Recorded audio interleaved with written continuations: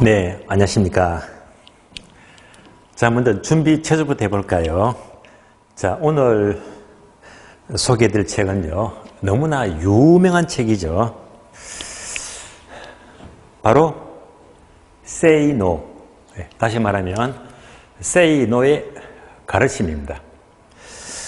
자, 제가 읽은 이 책은 구판입니다. 구판이고 얘는요, 서점에서 안 팔아요. 비매품입니다. 그러니까 이 Say No의 가르침, 이 책은 원래 2010년도에 나온 책인데 저는 뒤늦게 2020년도에 어렵게 구했습니다. 서점에서 안 파니까 결국 중고 책을 살 수밖에 없거든요. 그래서 이 책을 무려 5만 원 주고요 샀는데 정말 내용이 너무너무 좋았습니다. 그래서 이 비매품, 이 Say No 가르침, 이 책이 드디어 3월 초에 정식으로 신간으로 책이 나오거든요. 신간으로 나올 책은요, 제가 어제 프린트를 해봤습니다. 표지가 까맣잖아요. 바로 Say No의 가르침인데, 그래서 정식으로 이제 책이 신간으로 출간되는데요. 이 책은요, 한마디로 백돌책이에요. 구판은 이 책이 한 530페이지가 넘는 분량인데, 이 신간은 무려 730페이지가 넘어갑니다. 730페이지. 얼마나 두꺼워요. 보통 우리가 읽는 책은요, 한 250페이지 안팎이잖아요. 250페이지. 책값이 얼마더라? 한 15,000원에서 18,000원 정도. 그렇죠. 그런데 이 신간, 요 책은요, 730페이지가 넘어가는데 책값은요, 절반밖에 안 해요. 얼마? 7,200원입니다.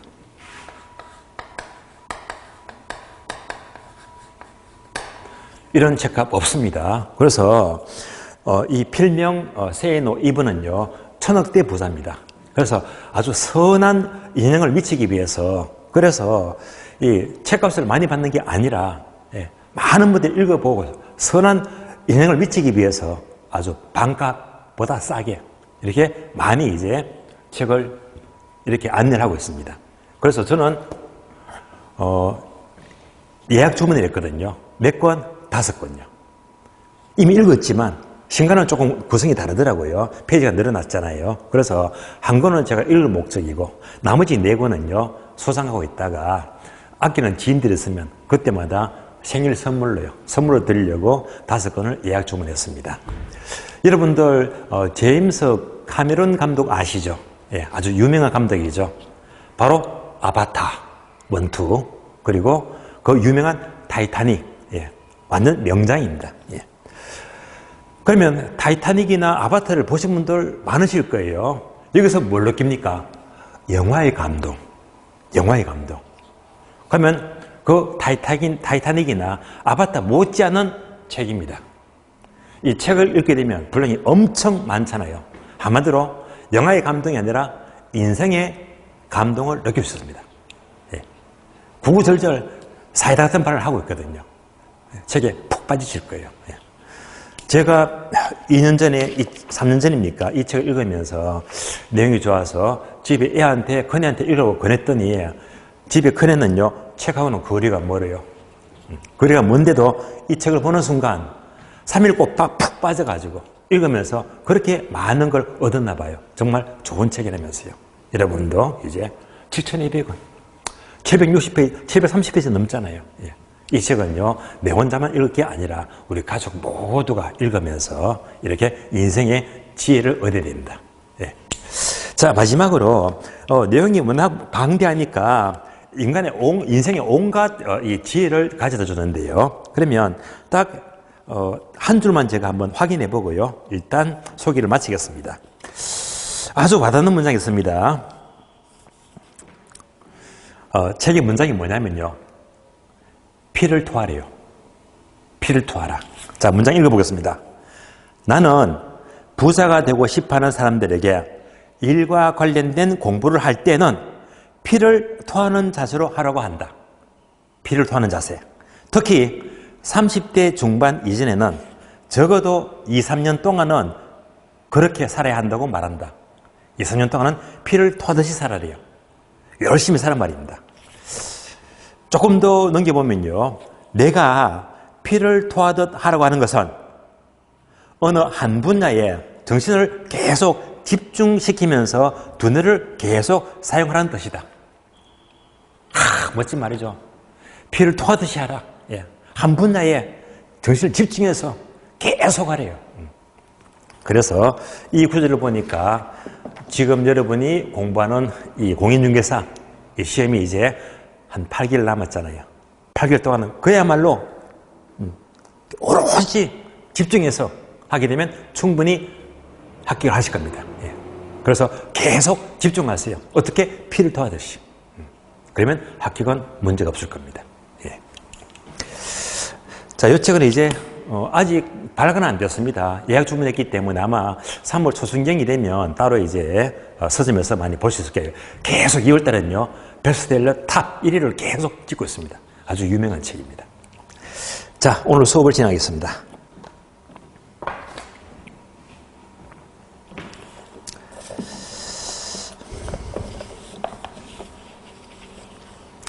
참고로 이제 구판 제가 읽었다고 했는데 구판 내용이 그래도 조금 여러분들이 궁금하시면 제가 2년 전에 독서 정리를 A4 용지로 16페이지 분량으로 이 정리를 따로 했거든요. 그래서 이제 제 카페에 들어오셔가지고 이메일을 알려주시면 며칠 동안 그 기한을 정해놓고요. 제가 정리한 독서 정리 그 내용들을 따로 개인 메일로 보내드리도록 하겠습니다. 참고로 하시고요. 자, 오늘 수업은요, 아주 힘이 들 거예요. 다시 말하면, 너무 어려워서 대부분 수험생들은요, 포기를 합니다. 힘든 파트입니다. 바로 358페이지 보시면, 자, 제 2장이죠. 감정평가 3방식입니다. 정말 어려워요. 자, 오늘은 이제 3방식을 모두 정리를 하도록 하겠습니다. 잘 따라오시면요, 충분히 소화가 될 겁니다. 하나씩 봅니다. 먼저, 자, 제 1절 보시면 3방식의 개관, 개설이 나옵니다. 그래서 바로 1번, 개념 보게 되면요, 동그라미 1번, 2번, 3번이 있죠. 1번, 2번, 3번 해서 1번 비용성, 2번 시장성, 3번 수익성 세 가지가 나옵니다. 여기서부터 3방식이 출발하는데요. 그 내용들은 이제 여러분들이 강의 노트를 보시면 돼요. 강의 노트. 자, 강의 노트 보시면 먼저 목차가 나 있죠. 감정평가론. 그러면 이제 2장이 가격 형성 원리가 나오고 3장이 3방식인데요. 오늘은 3방식을 정리하고 3월, 4월 과정은 따로 2장이 있죠. 가격 형성 원리도 3시간 수업을 해야 되거든요.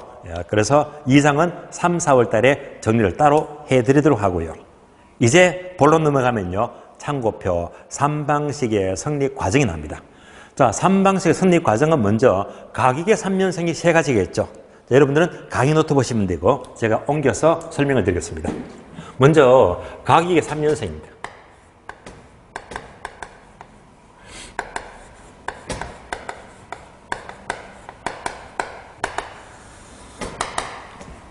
자, 3가지가 있죠. 그래서 시장성과 비용성과 수익성입니다.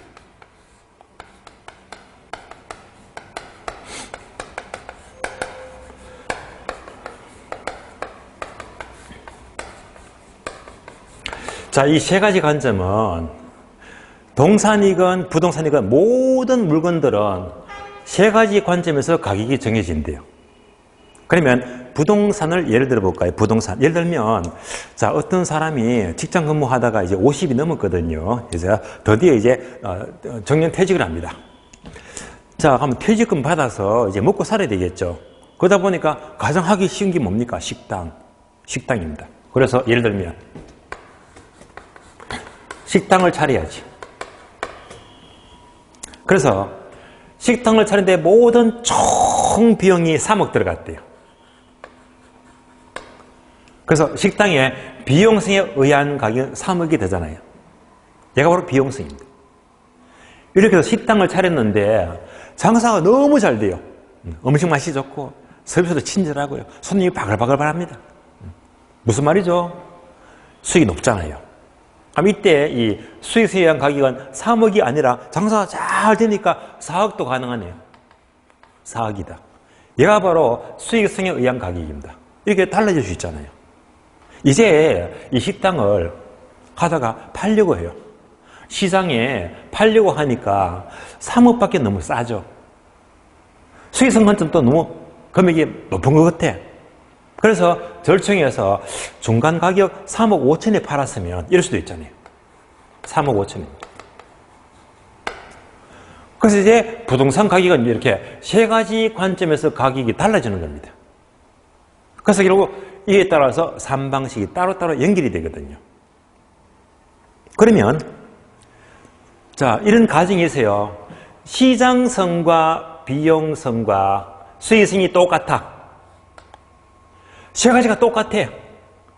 세 가지가 똑같은 경우를 강의 노트 보게 되면 네모되어 있죠. 네모되어 있죠. 얘가 뭐냐? 세 가지가 똑같아. 바로 삼면등가성입니다.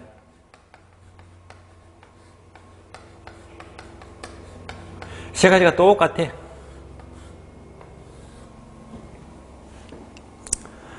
그러면 삼면등가성 세 가지가 똑같기 위해서는 조건이 있어요. 어떤 시장? 바로 완전 경쟁 시장입니다.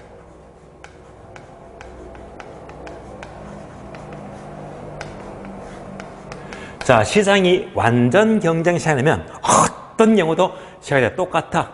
얘가 3억이면 얘도 3억이고 3억이고 똑같아 말입니다. 그런데 현실의 부동산 시장은 이해가 될 수가 없잖아요. 완전 시장이 아니고 불완전 시장이죠. 얘가 아니고 현실의 시장은 바로 불완전 시장이다.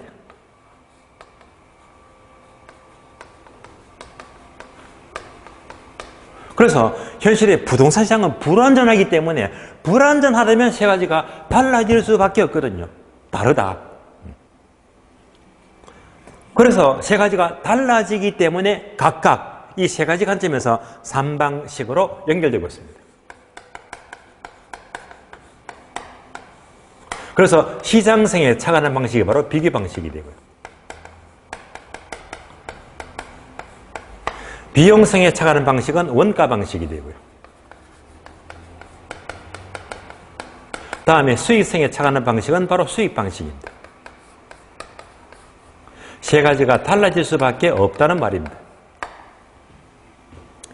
다시 부동산 경우는요, 항상 가격도 있고 임대료가 있죠. 그래서 부동산은 가격과 임대료, 그래서 가격과 임료 이렇게 구분되고 있잖아요. 얘도 마찬가지로 가격과 임료, 가격과 임료가 됩니다. 그러니까 몇 가지가 되겠지? 6가지. 6가지. 그래서 가격과 임료가는 각각의 방법을 가리켜서 6가지니까 6방법이다.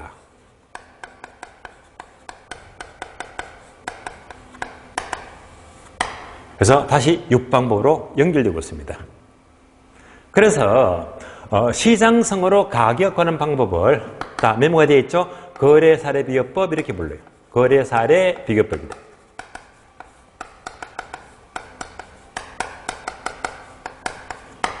자, 여기서 구해진 가격을 비준가격 이렇게 불러요. 비준가격입니다. 다음에 시장성으로 임료 관한 방식을 임대사례 비교법이다. 임대사례 비교법이 되고요. 여기서 구해진 임료가 바로 비준 임료가 됩니다.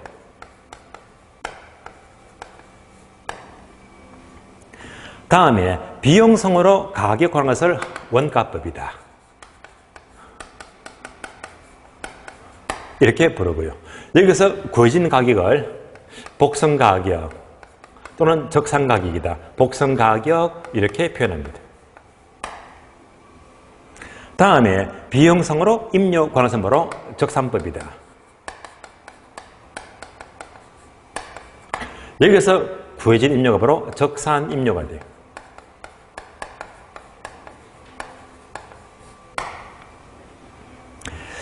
마지막으로 수익성으로 가격 관한 방법은 수익환원법이다.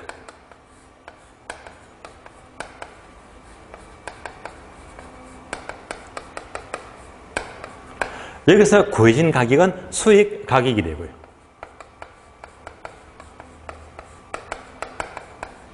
다음에 수익성으로 임료 관한 것은 수익 분석법입니다.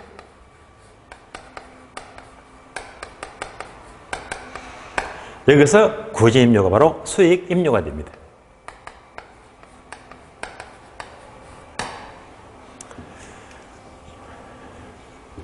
그래서 종류가 되게 많잖아요.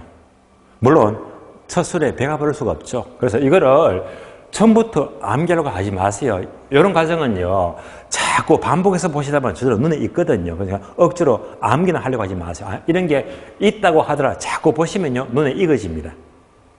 종류가 되게 많습니다. 결론은요, 가격 임료 총 몇 개? 6개 방법이 있는데, 정작 3방식과 6방법은 포인트가 뭐라고 했다? 제가 지난 시간도 언급했죠. 바로 공식입니다.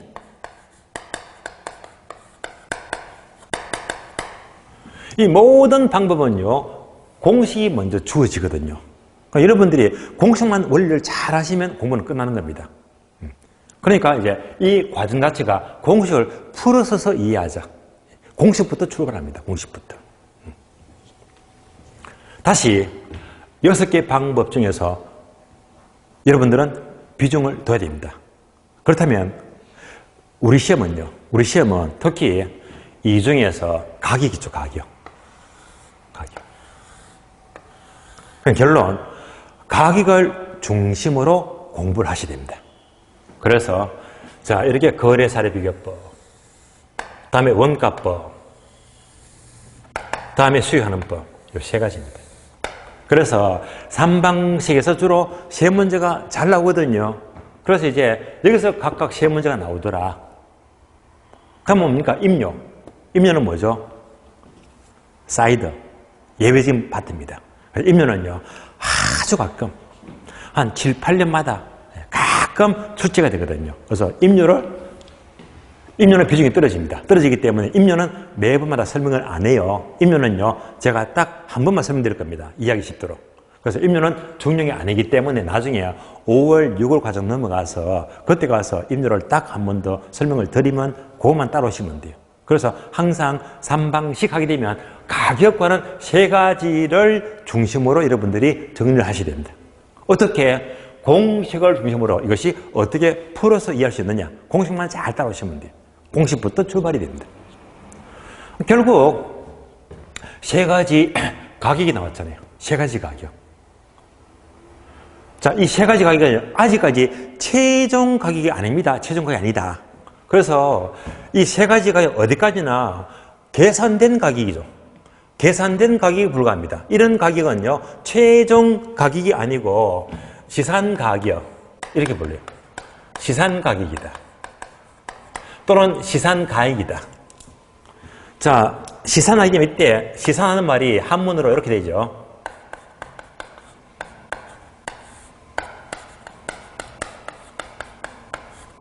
바로 시산 가격입니다. 다시 말하면요, 계산된 가격. 계산된 가격이 몇 개 나왔다? 3개 나왔대. 계산된 가격입니다. 아직까지 최종 가격은 아닙니다.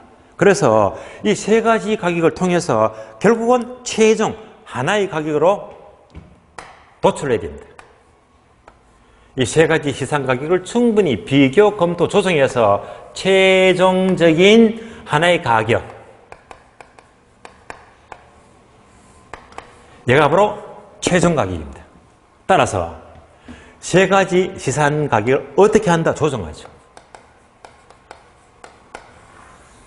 3가지 가격을 조정해서 최종 가격을 결정해야 됩니다. 그러면 3가지 가격을 어떻게 조정합니까? 따라서 강의 노트 보게 되면 아래쪽에 참고표 시산 가격 조정이 나오죠. 그래서 시산 가격 조정 방법입니다. 시산 가격의 조정 방법이 나옵니다.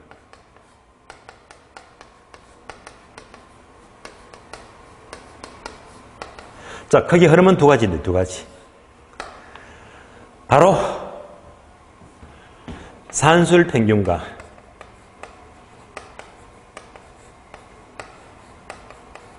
가중 평균입니다.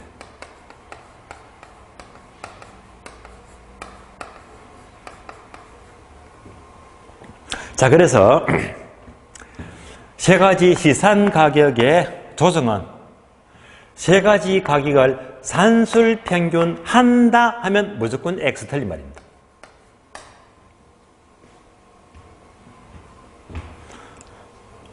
산술평균 하는 것이 아니라 가중평균치로 구하게 됩니다. 이것이 맞는 말입니다. 그러면 산술평균이 뭡니까? 잘 아시잖아요. 산술평균은 한마디로 말하면 n분의 1이죠. 자, 가격이 3개 나왔잖아요. 가격이 3개. 자, 앞에서 보니까 식당의 시장성 얼마? 3억 5천. 3억 5천 나왔고요. 비용성 얼마? 3억이 나왔네요. 수익 가격 얼마? 4억 나왔잖아요. 4억. 그러니까 이제 이 세 가지를 다 합쳐볼까요? 시장성이 3억 5천이고 비용성이 3억이잖아요. 수익성이 4억이죠. 수익 가격. 그래서 몇 개, 한 개, 두 개, 세 개, n분의 1이죠. 나누기 3, n분의 1. 얘가 산술평균입니다. 그럼 당연히 중간치 값이 나오겠네요. 얼마가 나와요? 3억 5천이 나오잖아요. 이런 가격은 엉터리다. 절대 산술평균치가 아니대 말입니다. 산술평균치가 아니라 가중평균치로 구한다. 그럼 가중평균치가 뭡니까? 하게 되면 또 강의 노트 나와 있죠.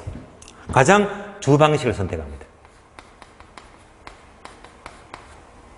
그리고 나머지 다른 방식이 있습니다.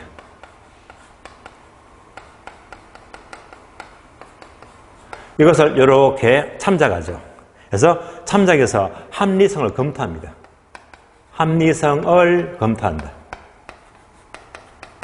얘가 바로 가중평균치를 말하는데요. 이러니까 자 바로 이해가 안 되잖아요. 그럼 이제 예를 들어 볼게요. 먼저 주방식을 선택하죠. 주방식. 자, 주방식은 뭐냐면요. 다시 식당이죠. 만약 여러분이 식당을 차린다면 식당의 주된 성격, 주 성격은요. 셋 중에 뭐가 될까요? 식당은 돈 벌려고 하는 거지. 뭐지? 이거잖아요. 그러니까 식당의 주방식은 바로 수익성입니다. 수익성. 얘가 바로 주방식입니다. 그러니까 수익 가격이 얼마? 4억이잖아요. 그래서 이때 식당의 주방식은 수익성이다. 얼마? 4억. 얘가 이제 주된 방식이 되고요. 나머지 다른 방식은 시장성과 비용성이다. 다른 방식. 다른 방식. 그래서 시장성이 3억 5천이고 비용성이 3억이고 얘들이 다른 방식입니다. 얘를 이렇게 검토하죠. 검토합니다. 이렇게 이제 합리성을 검토하는 과정은요. 특별한 공식이 없습니다. 왜? 감정평가사는 전문가가 재량행위로 알아서 결정하거든요. 그래서 평가사가 보기에 얘를 주로 하면서 나머지를 참작해서 보니까 결론적으로 땅.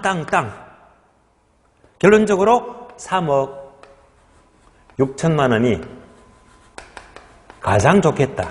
이렇게 결론 내리는 거예요. 이렇게 검토해서 조정하니까 3억 6천. 얘를요. 감정평가 보고서에 기재하고 사인하는 거거든요. 얘가 바로 최종 가격입니다. 따라서 시상가격 조정의 결과 얼마로 결정했다? 3억 6천 결정했죠. 그럼 이제 이때 가격은 3억 6천만 원이 되는 거예요. 따라서 부동산 가격은 결국은요. 불안전 시장이니까 세 가지가 다를 수밖에 없기 때문에 세 가지 방식이 모두 필요합니다. 여기서 이 세 개 가격은 서로 다르기 때문에 충분히 조정하자. 뭘로? 가중평균으로. 조정했더니 얼마가 나왔다? 3억 6천이 나왔다. 최종 가격입니다. 이때 최종 가격을 우리 규칙은 똑같은 말로 이것을 이꼴 시장가치다.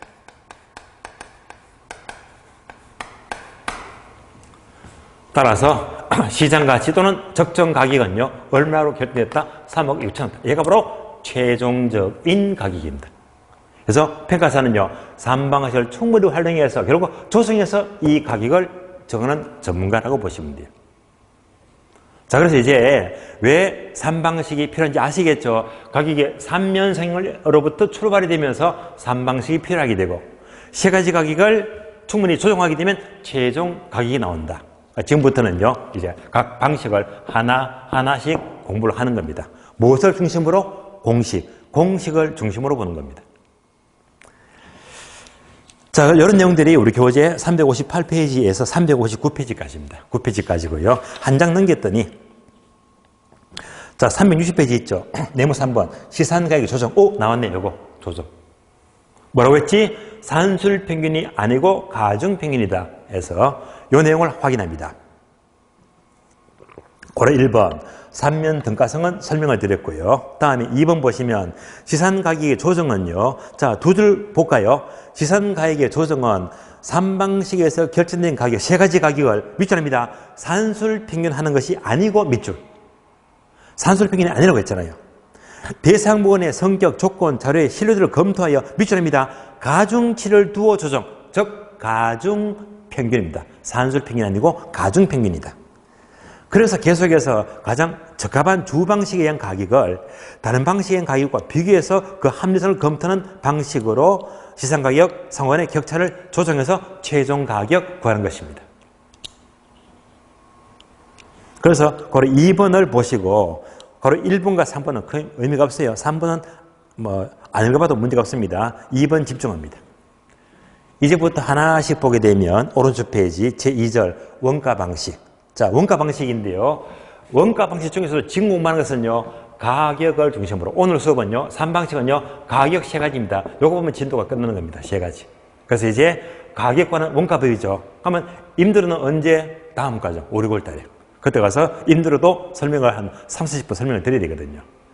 얘는 이제 약하니까 일단 보류하고요. 가격 세 가지가 되게 중요합니다. 참고로 우리 시험은요, 작년 시험만 놓고 보더라도 33회 때, 자, 거래사례비법 계산 문제 나왔고요. 수익하는 법, 수익가격 계산 문제 나왔고. 그 다음에 원가법은요, 이론 문제, 감가 수정 방법, 이론 문제가 한 문제 나왔거든요. 그래서 이렇게 각각 시험 문제가 나오고 있더라. 자, 그래서 교재 보시면 361페이지, 먼저 원가법부터 봅니다. 원가법.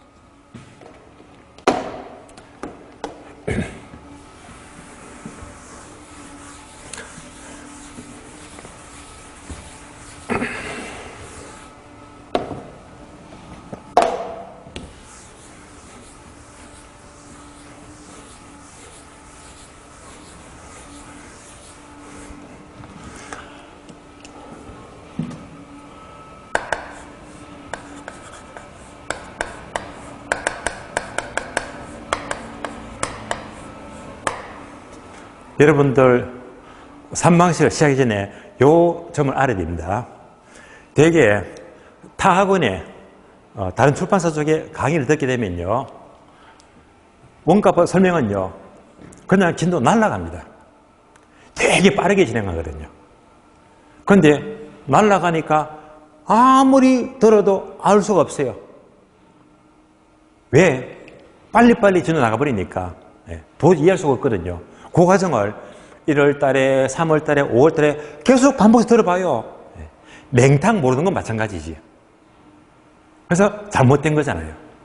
그래서 저는요, 이 원가법을 설명하는데 2시간 더 걸려요. 2시간. 처음부터 끝까지 차근차근. 왜? 한 번 알더라도 확실히 하는 게 중요하지. 진도를 날아가듯이 반복하게 되면 1년 동안 모르는 건 매일 마찬가지거든요. 한 번 알더라도 제대로 확실히 해야 됩니다. 그래서 여러분들이 이 과정만 잘 따라오시면 이거 한 번 듣는 것만으로도 얼마든지 문제를 푸는데 전혀 지장이 없거든요. 고득점이 가능합니다.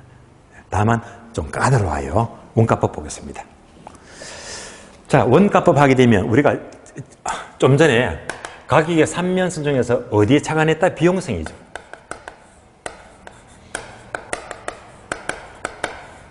그러면 비용성하게 되면 어떤 물건들이 있죠? 한마디로 삼각자산이죠.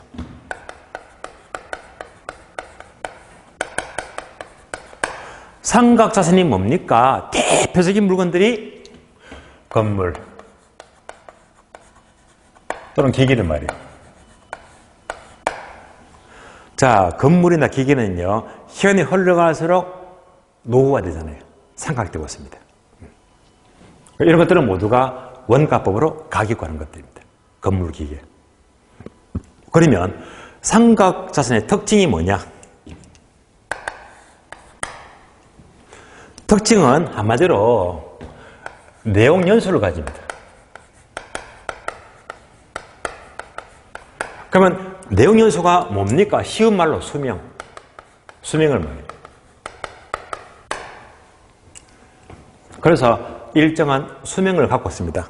이 말은 다른 말로 무슨 말이죠? 얘들은요, 시간이 흘러가면 노후화되지. 노후화된다. 그러면 노후화되면요, 가치가 더 커집니까? 작아집니까? 가치가 떨어지죠. 가치가 떨어지더라. 가치가 떨어지는 것이 감가다.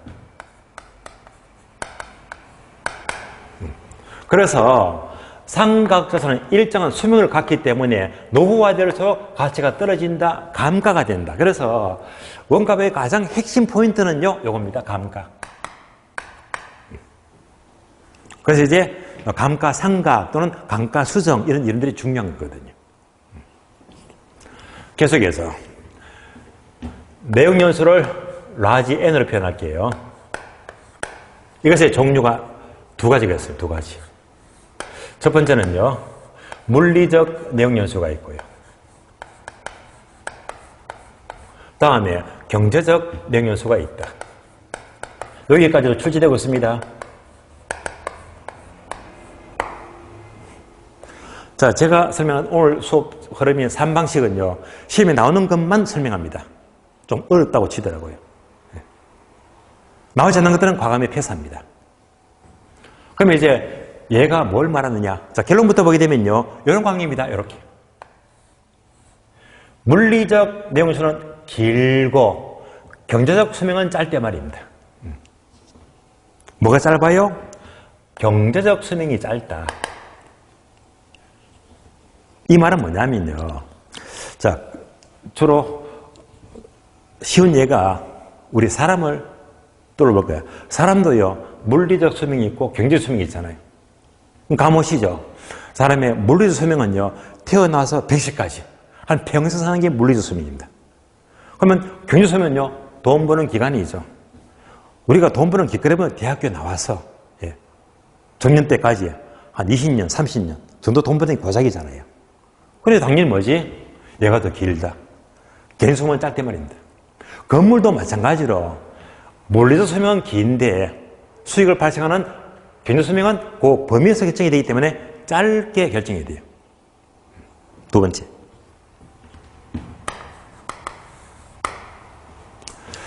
자, 등식을 보게 되면요, large n equal small n 플러스 n-입니다. 여기까지도 이해하자. 그러면 large n이 뭡니까? 얘는요, 전기간, 전체 수명이죠. 전 내용 연수. small n은요, 과거를 말해요. 지나온 경관 연수. 경관 연수가 되고. n-는 앞으로 남은 잔존 연수를 말해요. 잔존 연수다.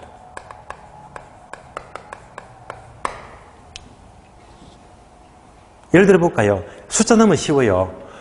어떤 건물이 5년 지났대. 5년 지났습니다. 앞으로 남은 기간이 15년 설 수가 있대요. 합치면 전체 수명 몇 년? 20년. 쉽게 할 수가 있잖아요. 그래서 자, 감정평가에서는 물리적 연수보다 경제적 연수가 더 중요합니다. 감정평가는요, 이 내용연수는요, 경과연수보다 잔존연수를 더 중시합니다. 그래서 감정평가에서는 바로 경제적 잔존연수를 중시합니다. 자, 해서 원가법 하게 되면 기본적인 이 흐름을 토대로 해서 이제부터 첫 출발 공식으로 연결합니다. 공식. 그러면 교재를 보시면요, 361페이지 보게 되면 박스 공식이 있죠. 제조달 원가에서 감가 누계액을 빼니까 이꼴 적산가액이다. 자, 이 공식을요, 이대로 볼 게 아니고 다시 말하면 감정평가는 전문가가 어떻게 공식을 쓰고 있을까? 우리는 전문가가 쓰는 것이 가장 정확합니다. FM입니다. 그래서 감염평가사 그네들이 쓰는 공식은 이렇게 쓰고 있습니다. 실무적으로 이렇게 쓰고 있습니다.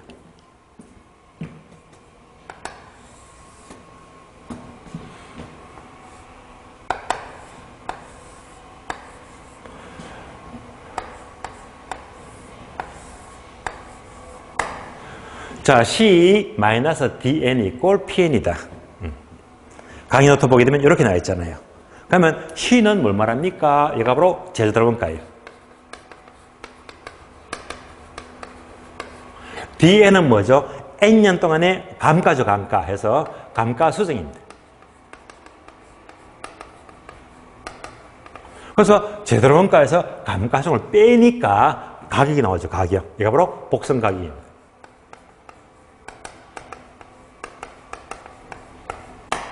우리 책에는 적산가격이라 되어 있는데 학자들이 다 공용하고 있으니까 적산가격 하나, 복선가격 하나 똑같은 말입니다. 그럼 도대체 이 공식이 뭘 말합니까? 얘만 잘 따라오시면 돼요. 왜? 공식은 항상 3방식은 공식으로 초발해서 예를 들면요, 풀어서 따라오시면 다 끝나는 거거든요. 결국 원가 보면 요소가 두 가지네. 두 가지. 뭐죠? 제자들 원가랑 감가 수정입니다. 그래서 원가법 하게 되면 이 두 가지만 공부하시면 되거든요. 근데 뭐가 중요하다고 했다? 감가. 얘가 중요하죠. 감가.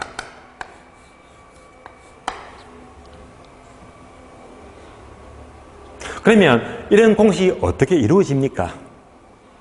하는 것은, 자, 이런 간단한 그림을 통해서 여러분들이 따라오시면 됩니다. 예를 들어 볼게요. 예를 들면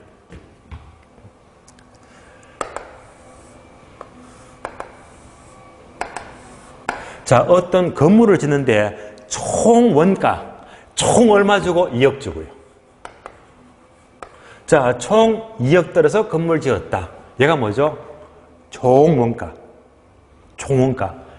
이때 총원가 2억. 얘가 바로 제대로 원가입니다. 어려운 아니죠? 제대로 원가는 바로 총원가를 말하는 총원가. 총원가다. 2억 주고 지었는데요. 이 건물의 수명. 자, 수명은 언제까지? 20년 잡을게요. 자, 20년 지나면 무슨 말이죠? 철거하고 건물은 없어집니다. 만약 20년 뒤에 건물을 철거해요. 자, 철거하면요. 철거하고 하면서 건지는 가격이 있죠. 철거하니까 철근 등등 건지잖아요. 그러니까 철거하면서 건지는 가격을 S라고 불러요. 스크랩 밸류. 다시 말하면 잔재 가격입니다. 철거하고 건지는 가격이다. 사실 철거하고 건지는 잔재 가격은요, 얼마가 있겠지만 계산을 쉽게 하기 위해서 없다. 영어로 가정합니다. 무슨 말이죠? 2억짜리 건물이 20년 지나면 모두 철거되고 아무것도 없다. 네. 따라오셨죠? 그러면 이제 단순히 2억 나누기 20년 하게 되면 매년마다 가치가 하락하고 있죠. 2억 나누기 20년 하게 되면 얼마 납니까? 1,000만 원. 그러니까 매년마다 가치가 1,000만 원, 1,000만 원, 1,000만 원. 이렇게 1,000만 원씩. 그래서 처음에서 계속 가치가 날아가니까 만료가 되게 되면 아무것도 없잖아요. 이럴 때 이 건물이 경과연수 있죠. 얘가 5년 지났대. 경과연수가 5년 지났다고 가정합니다. 자, 5년 지났다면 가치가 얼마 날아갔습니까? 얼마? 예, 5천만 원. 따라서 가치가 5천만 원 날아갔다. 얘가 뭐죠? 감가되었대, 감가. 이미 날아갔고 남는 가치가 N-입니다. 남는 가치가 N-, 요거. 그러면 2억에서 5천 빼니까 남는 가치가 얼마가 돼요? 예, 1억 5천.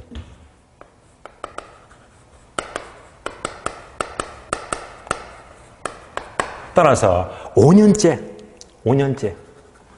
자, 2억짜리 건물을 지었는데 5년째라면 5년 동안 5천만 원 가치가 감가되고 날아가고 이제 남는 건물 가격이 얼마가 돼? 1억 5천이다. 얘가 바로 원가법입니다. 그래서 이 흐름을 식에다가 집어넣어주면 돼요. 총원가 얼마? 2억. 자, 5년 동안의 감가 얼마? 5천만 원. 이거 빼니까 남는 건물 가격 얼마가 된다? 1억 5천. 얘가 바로 원가법입니다. 따라서 원가법은요, 총원가에서, 재단원가에서 N년째 감가를 빼니까 남는 가치가 건물 가격입니다. 응용. 자, 5년째가 아니고 8년. 8년 계속 계산할 수 있겠죠? 8년째는 건물 가격 어떻게 될까요? 2억 빼기 8년 동안 감가 얼마? 8천만 원. 8천만 원. 빼니까 건물 가격 얼마? 1억 2천 되겠네. 이게 바로 원가법 원리가 됩니다. 따라서 원가법 하게 되면 재단원가가 뭐냐, 감가성이 뭐냐, 이 두 가지만 잘 공부하시면 되거든요. 자, 그래서 이제부터 자, 공식 원리 아시겠죠? 자, 이를 통해서 재단원가가 뭡니까? 감가수정이 뭡니까? 그래서 이제 하나씩 풀어보게 되면 공부가 끝나는 겁니다. 그러면 하나씩 풀어서 볼까요? 제주도를 원가하게 되면요, 첫 번째. 얘는요. 자, 강의 노트 보시는데요. 강의 노트 보게 되면 1번, 2번, 3번 나와 있죠. 그래서 첫 번째, 의의가 뭡니까?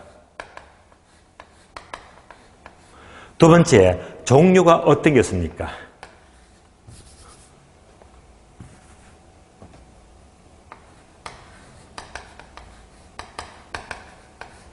세 번째가요, 구하는 방법입니다.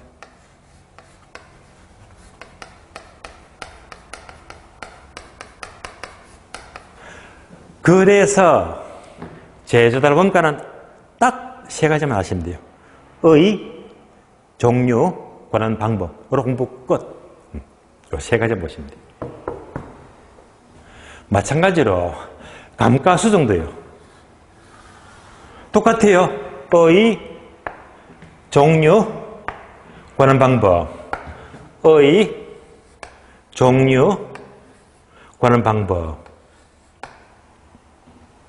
그래서 이제 의를 공부하고요.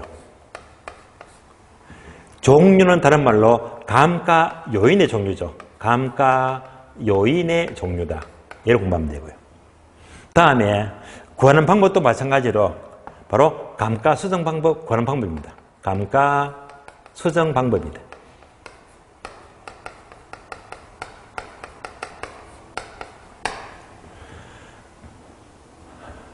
자, 체계가 잡히죠. 그래서 원가법의 요소가 두 가지야. 제도원가와 감가수정인데 각각 목차는 똑같이 뭐지? 의, 종류, 관한 방법.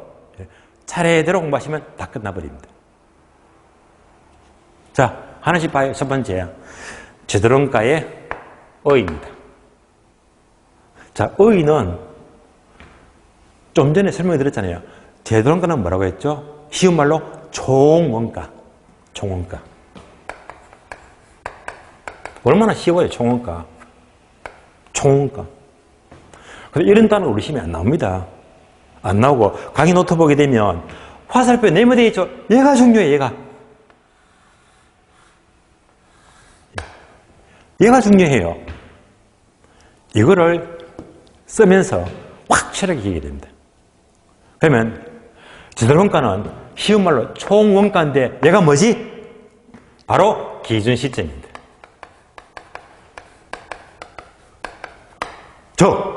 기준 시점에서의 총원가입니다.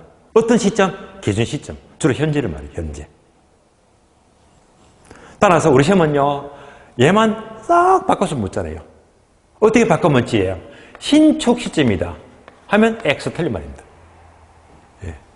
널리게 바꿔서 말이에요. 따라서 신축 시점이 아니라 기준 시점에서의 총원가가 바로 제도원가입니다. 이러면서 여기까지 설명이 끝났다면 여러분들이 이해가 안 돼요. 충분히 이해를 하고 넘어가자. 이해를 하자. 자, 그러면 이제 얘를 정확히 하기 위해서는요. 다시 제가 예를 들어봅니다. 예를 들어볼게요.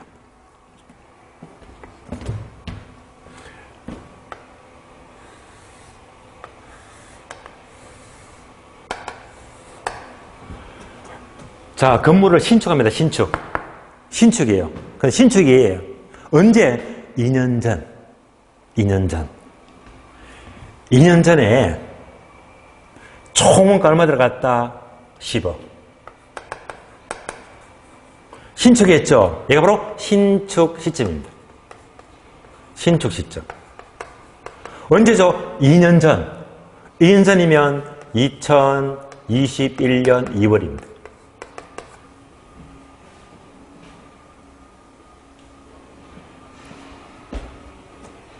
따라서 2년 전 신축할 때 총 얼마가 들어갔지? 10억 들어갔잖아요. 그러면 얘가 제도론가가 될 수가 없습니다. 왜? 신축 시점은 아니라고 했잖아요. 아니다. 그러면 이제 뭘로 고치자? 긴 시점으로.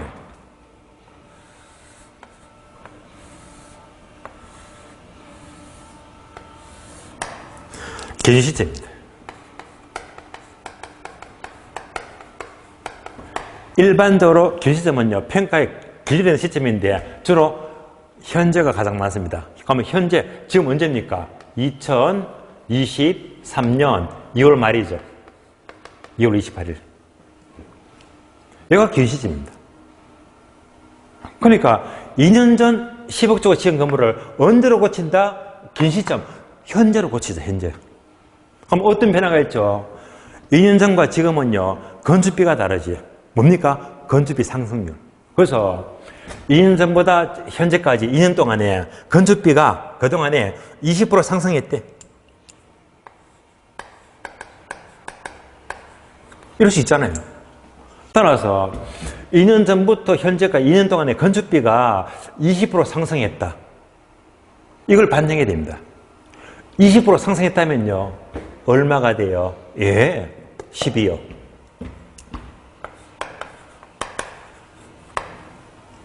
되시겠죠? 2년 전 10억이면요, 지금 짓게 되면 건축비가 20% 올랐으니까 당연히 초원가는 10억이 돼야 되겠네. 얘가 바로 제도론가입니다.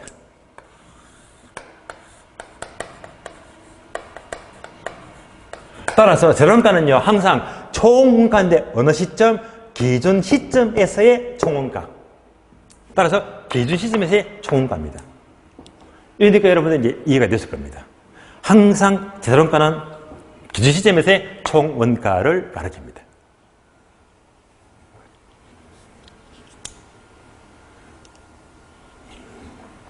다음에 종류. 자, 그럼 이제 교재 봐요, 교재. 교재 보시면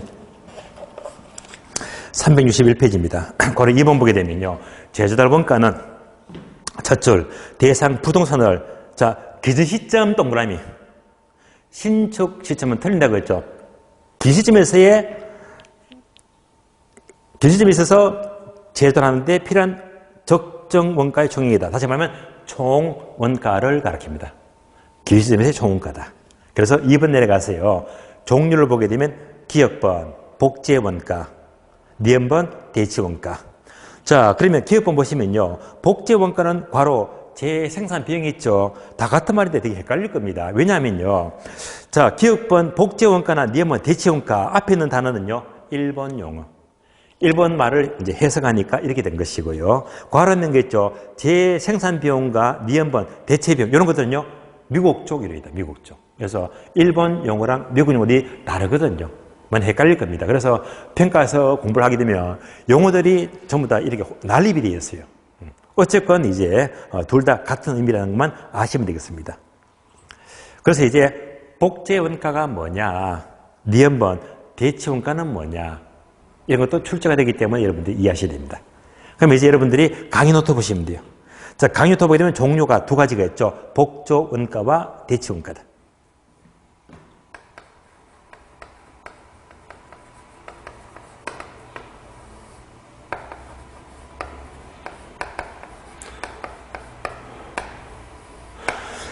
그래서 복조 원가, 복제 원가 다 똑같은 말입니다. 두 가지가 있다. 얘도 이해하셔야 됩니다. 그럼 첫 번째, 복조 원가는 첫 번째, 바로 최근 건물입니다. 최근 건물은 복지원가입니다. 반면에 대시원가는요, 거꾸로 오래된 건물입니다. 오래된 건물. 이렇게 비교하세요. 최근 건물이면 복지원가, 오래된 건물이면 대시원가. 한번 볼까요? 자, 복지원가는 최근 건물이에요. 최근 건물. 그럼 다시 이 그림 보세요. 2년 전 지은 건물은 여러분들이 보시기에는 최근 건물입니까? 오래된 건물입니까? 예, 최근 건물이지 거의. 그러니까 얘가 바로 최근 건물입니다. 이렇게 최근 건물은요, 뭘 따지죠? 2년 전에 지었다면 반드시 긴 시점, 현재로 고치자. 따라서 긴 시점에서의 총원가 12억이 바로 얘가 제조달 원가이면서 똑같은 말로 이꼴 복지원가입니다.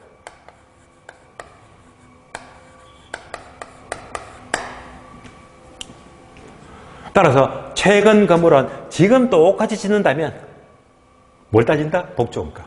최근 건물입니다. 그러니까 이제 2년 전 건물과 지금 똑같이 짓기 때문에 얘는 바로 물리적 개념입니다.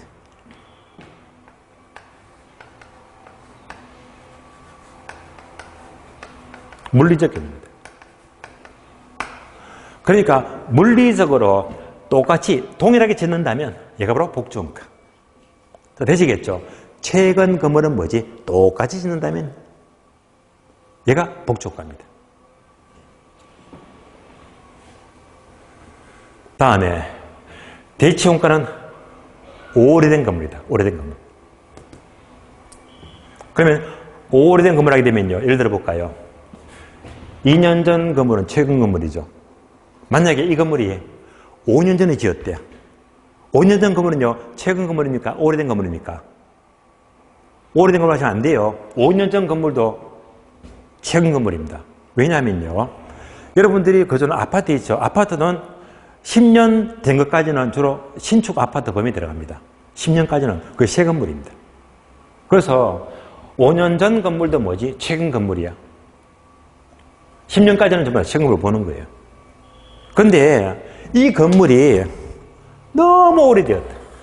언제? 30년 전. 이러면 고닥다리 건물이잖아요. 이런 건물이 뭡니까? 오래된 건물입니다.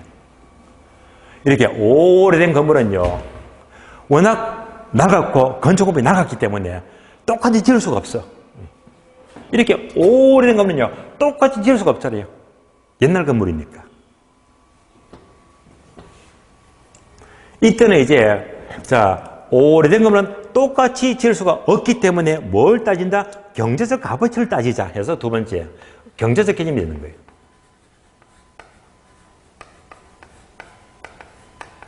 경제적 개념입니다. 다시 말하면, 자, 오래되었다, 30년 전 건물이다. 더 쉬운 예로는요, 여기다가 이걸 집어넣을게요.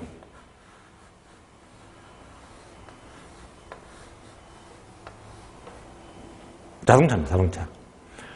자, 최근에 신문에 나왔죠? 그랜저. 디자인 이쁘죠? 그랜저. 근데, 신형 그랜저는 뭐지? 최근 차이기 때문에 복지원가입니다. 근데, 30년 전 그랜저는요, 단종됐잖아요. 왜? 오래되었으니까. 지금 만들 수가 없어, 물리적으로.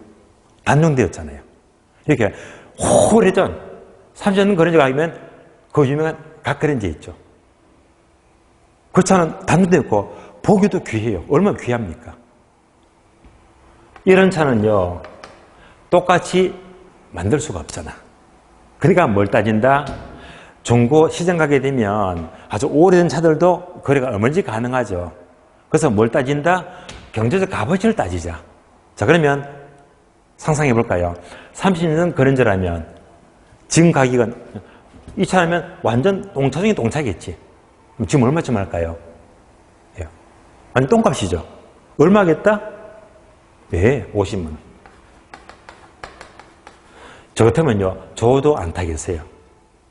30년 전 이 그랜저는 완전 똥차라. 얼마 하더라? 50만 원. 얘가 무슨 원가? 대치원가. 대치원가. 따라서 오래된 건물, 오래된 차는요, 똑같이 만들 수가 없어. 그러니까 뭘 따진다? 동일한 효용가치, 경제적 값어치를 따지더라. 그러면 차가 얼마나 오래됐습니까? 오래됐기 때문에 얼마 하더라? 50만 원 하더라. 이 50만 원의 의미가 뭡니까? 워낙 오래됐기 때문에 차를 하나씩 살펴보니까 차 안에 시트가 낡아빠져서 엉망이고 다 막 휘어져 버렸고요. 엔진 뚜껑 여니까 엔진도 낡아빠지고 형편없습니다. 그리고 도색도 다 페인트가 벗겨지고 형편없거든요. 그러니까 쉽게 말하면 모든 기능이 전부 다 형편없잖아요. 이거 다 따지니까 얼마 하더라? 50만 원 하더라. 그래서 3번 있죠. 네모되어 있죠. 중요합니다.